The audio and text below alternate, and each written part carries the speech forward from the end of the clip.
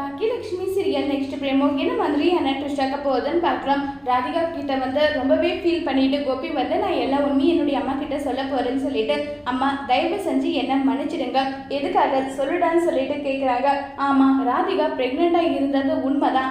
இதுக்கு மேல எங்களுக்கு குழந்தை வேணுமா நாங்கள் யோசிச்சு அந்த குழந்தைய நாங்கள் கழிச்சிட்டோம். இப்போதான் ஹாஸ்பிட்டலுக்கு போயிட்டு வந்தோம்னு சொன்னதும் ஈஸ்வரி பயங்கரமா ஷாக் ஆயிட்டு என்னடா சொல்றேன்னு சொல்லிட்டு கேட்குறாங்க. ஆமாம்மா, நாங்கள் குழந்தைய அபார்ட் பண்ணிட்டோம், எங்களுக்கு வேற வழி தெரியல, அதனால இப்படி ஒரு முடிவு நாங்க எடுத்துட்டோம்னு சொல்லிட்டு சொல்றாங்க. இதை கேட்டது ஈஸ்வரி நெஞ்சு பிடிச்சிட்டு படுத்துறாங்க. உடனே அங்க இருக்கவங்க எல்லாரும் ஈஸ்வரிக்கு தண்ணி எடுத்துட்டு கொடுத்து ரொம்பவே ஃபீல் பண்ணிட்டு, எதுக்காக இப்படி பண்ணடா கோபி, சொல்லு, ஏன் இப்படி பண்ண, உனக்கு குடும்ப வாரிசு ஒன்று வரப்போகுதுன்னு நினைச்சு நான் எந்த அளவுக்கு சந்தோஷத்துல இருந்தேன், அந்த சந்தோஷத்துல மண்ணை வாரி போட்டுட்டேன்றாங்க. உடனே தாத்தா அவங்க பண்ணது கரெக்ட் தான் ஈஸ்வரி, என்ன சொல்றீங்க நீங்க, எப்படி கரெக்ட்னு சொல்றீங்க, செலியனோட குழந்தை இப்ப தாத்தான்னு சொல்லிட்டு அவனை கூப்பிடும், பாட்டின்னு சொல்லிட்டு ராதிகாவை கூப்பிடும், இப்ப அவங்களுக்கு குழந்தை தேவையா சொல்லுன்னு சொல்லிட்டு கேட்கிறாங்க.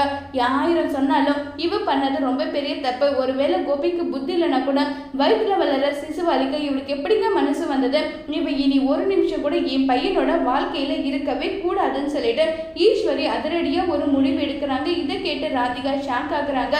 ஈஸ்வரியோட முடிவுக்கு கோபி சப்போர்ட் பண்ணுவாங்களா இல்லையாங்கிறத வரப்போற எபிசோட்ல வெயிட் பண்ணி பார்க்கலாம். தேங்க்யூ.